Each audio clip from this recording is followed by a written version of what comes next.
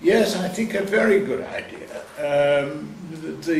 Your leaders here at the time, the late 90s, round about the turn of the century, felt that corruption in Mauritius was holding you back, was a hindrance to your development.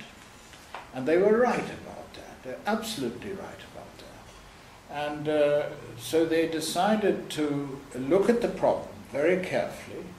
The Select Committee of Parliament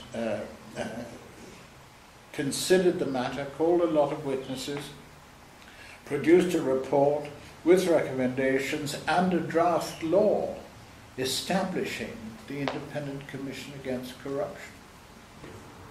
Well, I think it's vital.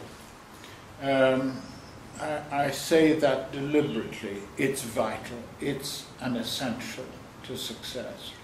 Time and again we've seen in other countries, many other countries, where there's been a selective policy of investigation. In other words, they pick and choose what to investigate and what to not to investigate.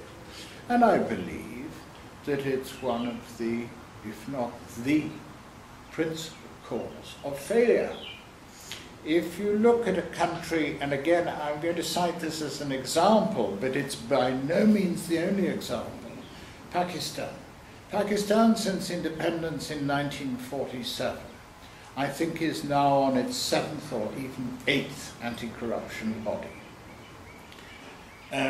What happens in Pakistan, and I've worked there, I've worked with them quite closely, is that they pick and choose what to investigate and what not to investigate. The minor stuff they leave to the police. Well, very quickly the public come to believe that they're picking and choosing for the wrong reasons, for political reasons. They're targeting the opposition.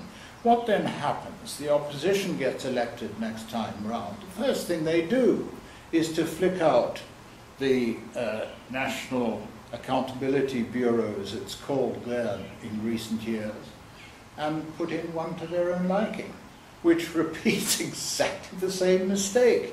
It's a fundamental error, but I emphasize Pakistan, which I'm afraid rates pretty lowly in the international measurement of anti-corruption bodies and corruption in different countries. Pakistan repeats the same mistake every time they change the anti-corruption body, and it's leading them nowhere, as we can see in the results. It's still regarded, unfortunately, as one of the most corrupt countries. But to come back to Mauritius, one of the downsides of investigating all complaints that we receive is one of the criticisms that we have at the ICAC is that investigations take so long, because when you consider that we have approximately 60 investigators for an average of 1,300 complaints per year, so how do you address that? Yes, I know. It's a question of resources, and I know that anti-corruption bodies are always short of resources. So it becomes a management problem. You have to manage scarce resources. So at a simple level, if the complaint that you get clearly is a small, tiny matter, just a few rupees, parking lot matter, you're not going to devote a whole team of your senior guys looking into this. You're going to say to your most junior investigator, my boy, off you go, and I want your report on my desk by lunchtime. If we haven't found anything, we'll take the decision whether to close it or not. And that probably will be a decision to close it. In other words, the management says, we have spent enough resources looking into this matter. It's not going anywhere, close it.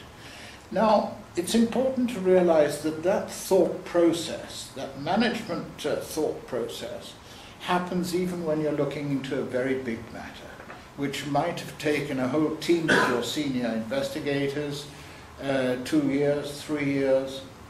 Periodically, management has to sit down, look at where we've got to, and say, do we continue or not? Is this going to go anywhere?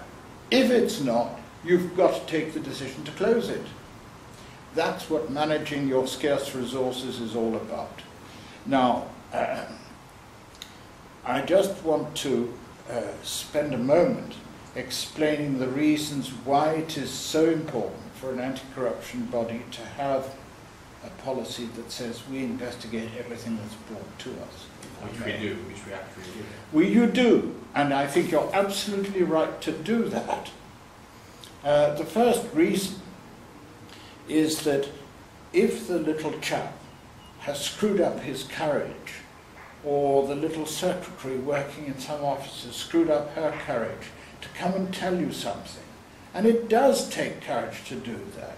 People don't like coming to the authorities. In all our countries, we mistrust the authorities. We don't want to get into trouble. So anyway, she's screwed up her courage, she's come to tell you something. If you dismiss her and her complaint as insignificant, she'll never come to you again. She might want to come to you 6 months later with something that really is major. Or, more to the point, none of her friends will come either.